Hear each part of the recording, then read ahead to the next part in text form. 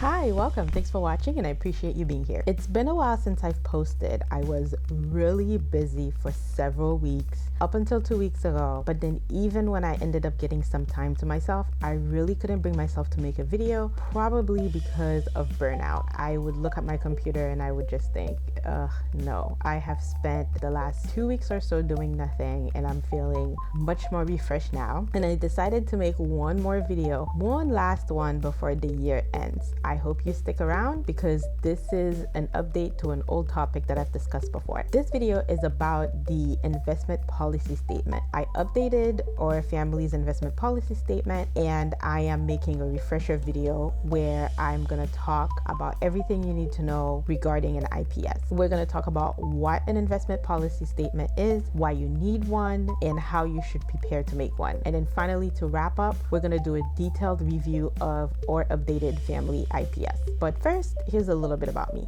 Hi, welcome to my channel and I'm glad to have you here. Here's a little bit about my family. Our household consists of myself, my husband, and my toddler. My mom also lives with us, but she's not included in our finances. My husband and I both went to graduate school, but we no longer have student loan debt, fortunately. I work in banking and he works in aviation. I handle all of the family's finances and I love my role as the self-appointed CFO. I love talking about all things money, making money, saving money, investing money, and optimizing my portfolio and my finances in general. I look forward to taking you on a wealth building journey with us. I hope you enjoyed the videos and the channel as a whole, and I look forward to getting to know you. I am very open, so feel free to send me messages at any time or starting conversations in the comment section below. What is an investment policy statement? Your investment policy statement is your foundation for a good investing plan, especially if you are a long-term investor. An IPS is to investing what budgeting is to money management. Sure, you can get by without one, but if you really want to optimize your finances, you're gonna have a budget, and it's the same thing that if you really want to optimize your investment process, you are going to have an IPS. Most of the time, investment policy statements are discussed in the context of a relationship between a financial professional and an individual client, but you really can and should make your own. It's not a contract, it's a set of guidelines that are well thought out and documented so you can have in black and white your plan and your strategy to help you keep your goals and your course of action as the cornerstone of your decision making. That way, you're not gonna fall prey to making decisions based on market activity, rumors, volatility, or emotions. In order for you to have a good IPS, you have to be ready because you're going to need concrete information and you're going to need some time to really have a good IPS, especially if it's your first one. If it's not your first one, you're probably just going to update whatever has changed. But if it's your first one, you're starting from scratch, you're really going to need to put some thought into it. You have to look at your total financial situation and your goals. It's very important that you make sure that you include everyone and everything in your life. For example, if you have beneficiaries that you want to take care of, you want to make sure that you include that. And if you need to collaborate with other decision makers in your life, whether it is a spouse, a long-term partner, somebody you share a substantial amount of financial assets with, you want to make sure you have that as well. Also, you should have an interval for looking at your IPS. Some people may do a quarterly review, but I think that's overkill unless you are close to retirement. I don't think it's necessary. I think for the average person, especially in my age group, I'm in my 30s, an annual review of your investment policy statement should suffice. Also, some of the questions that you will be answering in your IPS will include the why and the how of your money, not just the what. I know that sounds a little bit cryptic. Let me explain.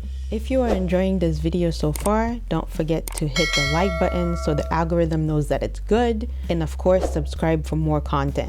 If you think any of the information that I provide here might be helpful to somebody else, be sure to share it with them.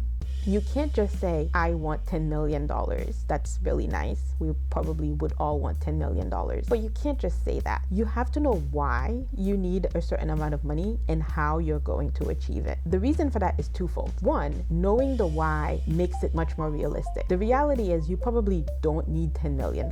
You might need 2, you might need 3, you might even need 1.5, but 10 might not be necessary. But also you need the how. The how is very important because having having a plan is not just about setting objectives, it's also about how you are going to tackle the different obstacles, what strategies you're going to apply in order to reach those objectives. Also, I cannot stress this enough, it is very important to be honest with yourself. I'll give you an example. One of the things that you are going to want to discuss in your IPS is your risk tolerance.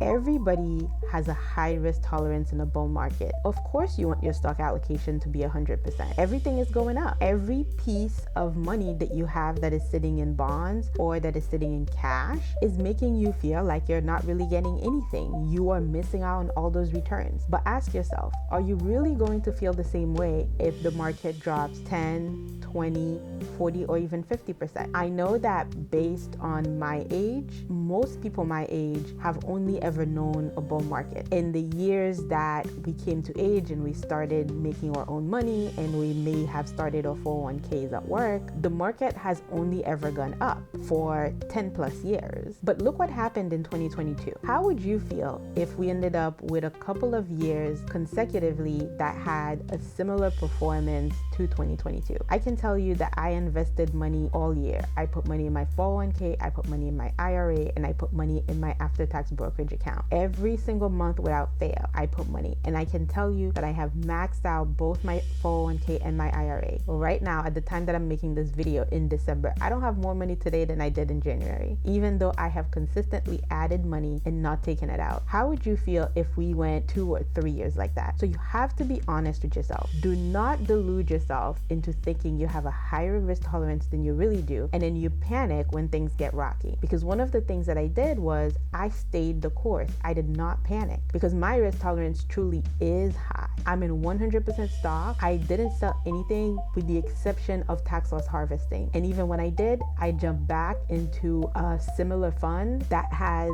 a very similar composition. I actually made a tax loss harvesting video that discussed that a couple of months ago. I will link that in the description below if you want to check it out. These are some of the things you need for your IPS. When it comes to our IPS, I did one last year because I do one every year. But this time around, I changed the format and I changed some numbers. I also added more detail. But the soft parts, what I call the soft parts, things like, risk tolerance, principles, and things like that, which aren't the hard or concrete parts, which are what market returns do you need, how much are you going to contribute every month, those have stayed the same. I'm hoping that this is a much better video both in quality and content, but I'm still going to leave the old one up in case you're curious about how things changed.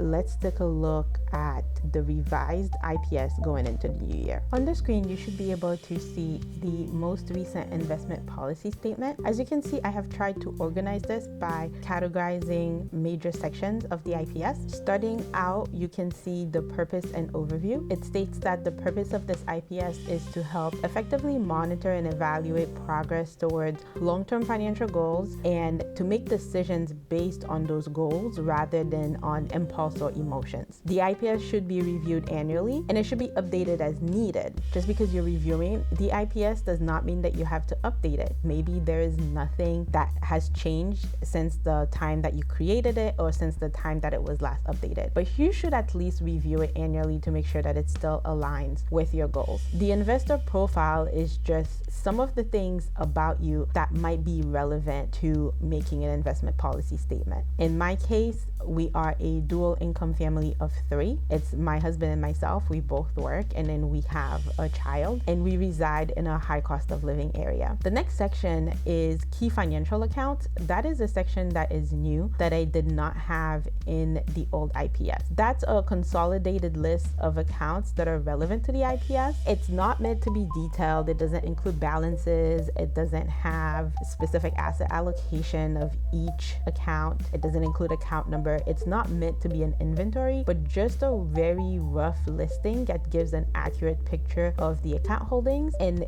that is what the IPS is referring to. So you can see there are different types of accounts, and all of those accounts in one way or another are going to be showing up to the IPS, and then the IPS is going to be mentioning them in one way or another as well. So it's kind of like a circular thing where one links back to the other one. I'm going to quickly go through the different account types. The first one is a taxable brokerage account. It's held at Merrill Edge and it is a joint account. The purpose of the account really is wealth building. It's not really earmarked for anything. We just put money in that account and hope that it grows to a certain level that helps us reach our financial independence a lot sooner. Next, there is a traditional IRA that is also held at Merrill Edge. That account is specifically mine, and that is a retirement account. As you know, retirement accounts cannot be held joint. You can only have the taxpayer on the account, and of course you can have beneficiaries, but you cannot hold it with anyone else. That account is not an account that I intended to open as a traditional IRA. It is an account that I had to open in order to roll over some funds from a previous employer when I separated from employment. The next account is a Roth IRA, also held at Merrill Edge. Then the fourth account is a Schwab account. That one is my husband's Roth IRA. The next two accounts are 401k accounts. One is for me and one is for my husband. Mine is held at Empower and my husband's is held at Fidelity. And then this is the newest type of account on there. Brand new, just a few weeks old. That is the HSA. We finally are getting into the HSA game. I have a little bit of anxiety about it because, you know, kids can get sick. They can be accident prone, but we are hoping that we don't have any major expenses that are gonna wreck us with the deductible. I'm concerned that I might regret it, but hopefully it doesn't get to that. But in any case, that account is being held at Fidelity. I know I said that I wouldn't discuss balances, but because that account is for 2023, it's open. It doesn't even have any money in it yet. Because I do not have a high deductible plan that qualifies for an HSA, that account is actually solely held by my husband. And the purpose of it is for retirement and medical. I know the game with the HSA is to try and hold on to it as long as possible to let those dollars grow. That is also our goal, which is why I put retirement first. But in a pinch, the money is there for medical. If we need it, we will definitely use it. I don't want to put myself in a box and put that mental limitation. Although I know that I may not want to use it and I would prefer not to use it, if push comes to shove, I'm certainly not going to punish myself. Then the next one is a 529 plan. That says various because I have one plan at Fidelity and one plan at Merrill Edge. I am the owner of that account, but the beneficiary is intended to be my son. That is for his college savings plan. And the reason why I have two is because the one at Fidelity is there solely to satisfy the state requirement in order for me to be eligible to get the deduction. And then the other one is held at Merrill Edge because that's just where I prefer to hold my savings, because I am a long-term Bank of America customer. I prefer to have everything or as much as possible in one place if I can help it. But the 529 from Merrill Edge does not qualify for the state tax deduction. I would not have been able to get it. Of course, we have some I bonds and that's held at Treasury Direct, and those are joint, primarily meant for emergency savings. We also have checking accounts at various institutions. Again, joint account. All of our finances are pooled, so unless there really is a specific reason why we cannot have an account joint, for instance, in a retirement type of situation, we tend to hold everything joint, and it really does make everything easier. And that's, to me, immediate needs just to pay our day-to-day bills. And then we have savings accounts as well at different institutions. Those are also held joint, and the purpose of those is for sinking funds. Now that we have gone through the accounts, let's look at the core principles of the IPS. In order to save time on this video, I actually filled this out in advance. The only difference is that I went ahead and made the font white so you wouldn't cheat and be spoiled before I got to the section and was ready to explain it, but everything is already completed in advance. I'm gonna look at each framework and I'm gonna give a description of the framework, and then I'm gonna provide an expectation that I have for myself. And really that is where your policy statement comes in. This column A and this column B, the framework and the description, that's standard. This is what it means, but really this is where you're going to personalize it in the expectation section. The first thing is going to be your investment philosophy. And what that means is what principles guide your decisions. For me, I am a buy and hold long-term investor, and I want to invest using low-cost index funds. The next one is investment objectives. What do you hope to achieve? Let's unmask this for the grand reveal. My goal is to pay for my son's college, achieve FIRE, and minimize taxes. That's not in any particular order, not in order of importance. It's just things that were coming to mind as I was writing it out. And then my time horizon is the time frame in which I plan to achieve my goals. I know this one is a little bit difficult. It can be hard, especially when you have more than one goal, because my goal for FIRE might take a little bit of time. Paying for college for my son, he is gonna be 3 next year. I'm at least 15 years away from college, unless he's some kind of prodigy, in which case he would be getting a scholarship anyway, so maybe that wouldn't be a factor.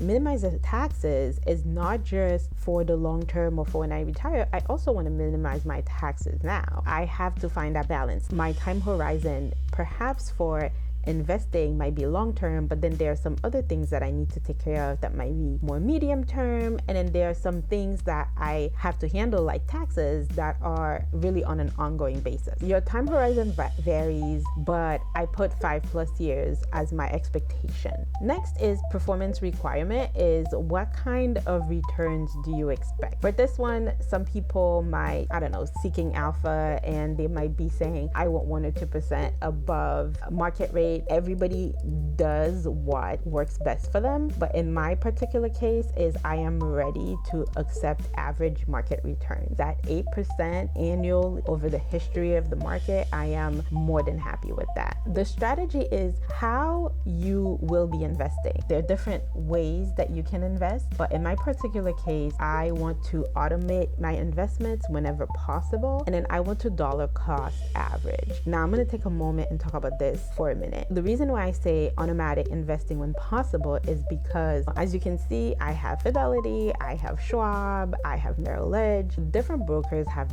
different processes, especially when it comes to automatic investing. Fidelity and Schwab both have their own mutual funds and other people's funds too that they allow automatic investments for. And those are really good because they don't charge you a transaction fee, and they're very low cost index funds that are available that you can use to do your automatic investment plan. For Merrill Lynch, that's not necessarily the case. I can definitely do automatic transfers every month from my checking or my savings into my Merrill Lynch brokerage account, but the process for investing in mutual funds on an automatic basis does not appeal to me because a lot of these funds have really high expense ratios that I'm not comfortable paying. I think that they're going to eat into my returns. I'm really not interested in paying 50 basis points or even 1% a year for a particular fund. So I would rather invest in an ETF after the money is automatically transferred, that I have to go in manually and buy the shares. I would much rather do that than have to deal with paying 1%, 0.75% a year on an investment. That's not acceptable to me. In fact, if you scroll to the top, low cost index funds, that's what I want. And if I use the Merrill Lynch process where they allow automatic investing in these really high cost funds, then I am automatically breaking the first section of the policy, which is my investment philosophy. It goes against my philosophy. I don't do it. As far as dollar cost averaging, I know that there are studies out there that say lump sum is the best way to invest. The math is correct, but after what I put up with this year, I did a lump sum investing in my IRA by putting all of the money in at once and watching that money disappear within a matter of weeks. That was incredibly painful, and I don't ever want to experience that again. 3% difference, I think that's the number, but I really think that the 3% difference that it makes between lump sum investing and dollar cost averaging is really not worth the anxiety and the emotional turmoil of having to watch your investment disappear after you put all of the money in all at once. I understand the math, I get it. I'm not saying it's not real, but I also have to take an approach that is tolerable to me. Sometimes what you have to do to make sure that you stay on track may not necessarily be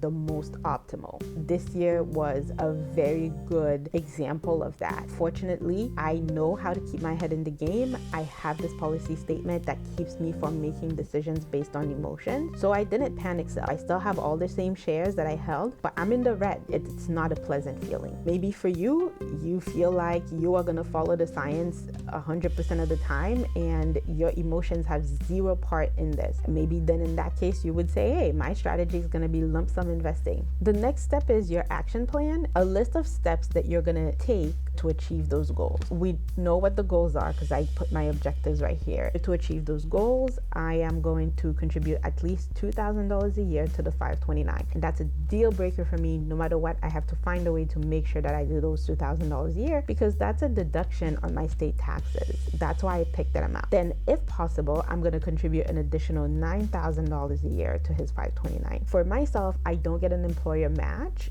but my husband does. We should make sure that we get that employer match at a minimum. That is free money. You should never leave that on the table. I don't care if I have to eat ramen noodles, I'm gonna make sure we get that employer match. Then the next step is to max out the HSA to make sure that we can benefit from that triple tax advantage. And the next step is to make sure that we max out the 401ks and the IRAs for both of us. Finally, in our wealth building account, that is our after-tax brokerage, we want to commit to putting at least $18,000 a year every year. So if we can do more, we will do more. Anything can happen, but all else being equal, this is what we are going to be aiming for. Next are investment products. So what type of products will you invest in and which ones will you avoid? All right, for the grand reveal here, you can see the green check mark. Low cost index funds, that will be mutual funds or ETFs, are the green light for those. Whether I'm doing an ETF in Merrill Edge, I'm doing a mutual fund in Fidelity or a mutual fund in the Schwab account, that's what we're doing, low cost index funds. I am gonna try and stay away from individual stocks, and I'm definitely gonna stay away from high cost managed funds. If you want to look at how some hyped up money managers perform, just look at Kathy Woods and look at her ARC fund. It's a complete disaster, and my goodness, I think she's charging what, 1% to do it? No thank you, hard pass. But I'm sticking with the low cost index funds, and that's why I'm willing to accept market returns. I'm not interested in finding the next Tesla. I'm not interested in finding the next Amazon. I'm not denying that it would be nice, but I'm saying the odds of finding those are really low. And then even if you do find them, the chances are that you've made so many other mistakes and that you've picked wrong so many other times before you finally get that right stock. It's like kissing a bunch of toads to finally get the prince. You got the prince, but you also kissed a bunch of toads. That's why it's not really attractive for me to go seek out individual stocks. Also, I have zero interest in dedicating my life to reading financial statements and SEC filings, paying attention to every little piece of news about a particular stock or every single stock that I hold. I would much rather be busy reading up on tax policy, seeing ways that I can save money, seeing ways that I can make more money, making these videos and sharing things that I found with you guys. Individual stocks do not interest me at all. Too time consuming. And managed funds, let's be real, we already know the data shows that they don't typically outperform the market overall. Next section is the tax policy, and the tax policy is about what goals you have for your taxes and what strategies you're going to employ to achieve those goals. My tax policy is to minimize my tax burden now, but also hedging for an unknown future. This is why I have a combination of traditional retirement account and Roth retirement account. Also, why we have after-tax brokerage account. All of these different accounts have a completely different tax treatment. Tax policy in America is extremely complicated. You have to kind of hedge by having your money in different tax buckets. This is what I try and do. I try and minimize the tax burden today, but also hedging for it for the future by having some after-tax dollars. And the way that I do that is we use the tax advantage accounts. Another way that I try and minimize taxes is to avoid active trading. When you're constantly jumping in and out of trades, especially if you're not doing it in your traditional or Roth IRAs, you find yourself in a situation where you might be facing a substantial tax bill if you do have gains. I'm not interested in active trading, not only against my investment policy statement as somebody who wants to be a buy and hold, but it's also against my tax strategy. And the last bullet point is about tax loss harvesting, which is using losses to minimize your taxable income, not only in the year that you have it, but if you are looking at the cap of $3,000 because you didn't have a ton of capital gains to offset your losses, you can indefinitely roll them into the future. Next, we have the risk tolerance, how much risk you are willing to take. My risk tolerance is high, and I base that based on my current age because I'm in my 30s, so I could work another 30 years. I also base it on the fact that we have different sources of income. I'm not the only person who works in my household. I work, my husband works. We also work into different industries. We have rental income, and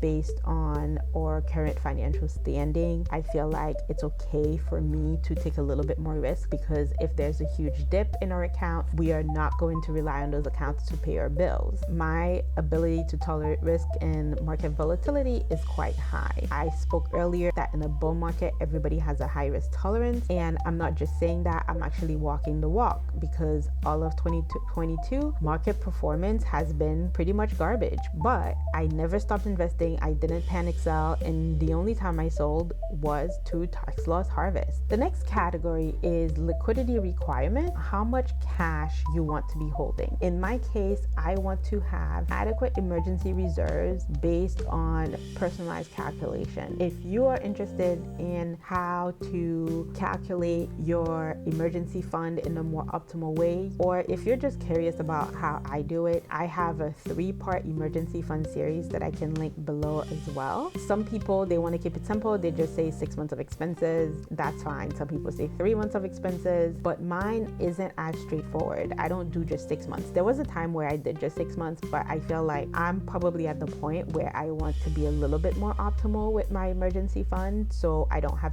too much idle cash. But the point of this liquidity requirement is I really suggest that you do not forego this, because the idea is that you cannot be 100% in stock and have no liquid asset. Markets can dip, and they can dip at the worst times. My plan is to have enough liquidity so I never have to think about cashing out at a loss, and I don't want to be penalized or even just having to do a 401k loan. It's an option. I could if I needed to, if things were dire enough, but the idea is that you set that liquidity requirement to avoid doing those things unless you're completely out of options. Next is the asset allocation, and the asset allocation is equities versus fixed income. I could have done equities versus fixed income versus cash, but I decided to keep cash separate because this is not about cash as dry powder, money you keep to the side to throw in the market if you need to. The previous section was about discussing cash in the context of making sure that your needs are met.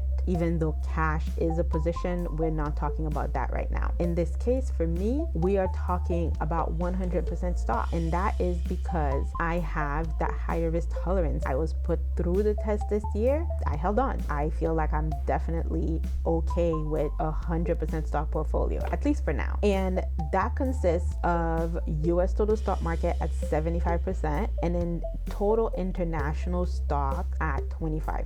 That's the composition of the portfolio. Certainly, things are going to change as we get older. We are going to be shifting towards more fixed income, but right now, I don't think I need it based on the amount of time that we have left and our ability to just weather the storm. Next is portfolio rebalancing. How often you're going to be rebalancing your portfolio and how. I already talked about reviewing the portfolio annually, and then I decided that I was going to rebalance if the allocation varied more than 5% in either direction. If I went to 80% US stock market and 20% international, or if there was a huge run up in international and suddenly I ended up at like 35 or 40% international and only had 60 or 65% US, I would rebalance. Why 5%? That's just a random number that I picked. You can do 10% if you want. You can do 12%. It doesn't really matter. The only thing that I would say is you have to remember that the market does swing back and forth. You don't want to make it so low that you are constantly rebalancing, and you don't want to make it so high that you stray from your desired target allocation so far that it almost becomes irrelevant. But there's no real number that is more optimal, at least not to my knowledge. If somebody knows something different or feels differently, I'd love to hear it. In my case, I just picked that number. And then as far as unique circumstances, that is also something that is new this year that I added that I didn't add before. A description of when it is okay or not okay to change and stray and deviate from the investment policy statement. I have these 3 bullet points here, and the first thing that is important is that in extreme circumstances where immediate health, safety, and stability is threatened, the IPS may be suspended to address that need. For example, I say that I am going to put $1,500 minimum into my brokerage account, but if for some reason I needed that $1,500 to make my mortgage payment, I'm not going to get foreclosed on. I'm not going to let my child become homeless just to make sure that I stick to this. In that case, the IPS is going to be suspended and those needs are going to be met. The IPS can change to align with new tax policies. If there's something that I become aware of that I either didn't know before or something that recently changed, I may have to update the IPS before the year is over to make sure that I'm positioned to take advantage of those changes. I have to make changes to the statement if there are other external factors that might impact my finances. But I also note that the IPS should never be changed for wants or things that are based on market activity. If I feel like I want to go on vacation to Italy, that is never a good reason to change the IPS. I shouldn't lower the amount of money that I'm putting into the brokerage account just so I can save money for something that is not a need. I have to find some other way to fund that trip. I like to eat out. Maybe that's the way that I do it. I eat out less. I cut down on my food budget. Maybe I cut back on a domestic trip to go visit family so I can save money to go on an international trip. But that's a want, not a need, and I shouldn't be changing this plan based on want. Also, it shouldn't be based on market activity. The market goes down, there's a recession, whatever the case might be, it's all noise. The activity that is happening in the market should not matter. That is it for the investment policy statement for this upcoming year. I don't expect to make any changes to it, but if I do, I will certainly let you know. Feel free to use this as a template to make your own investment policy statement. I strongly encourage it. But before you go, I would like to know what you think. Do you think that investment policy statements are useful? Have you ever made one? And if so, how does yours differ from mine and what I posted here? And if you don't have one yet, is that something you're considering? Would you make one? Are you thinking about it? Either way, leave me a note in the comment section below. I look forward to hearing from you, and I will see you next time. I would like to continue sharing my thoughts on all things money with you. So I would appreciate it if you could help out the channel by liking this video and sharing it with anyone you think might benefit from it. If you want to see more content, be sure to subscribe and hit that notification bell so you can know when new videos come out. I'll see you in the next one.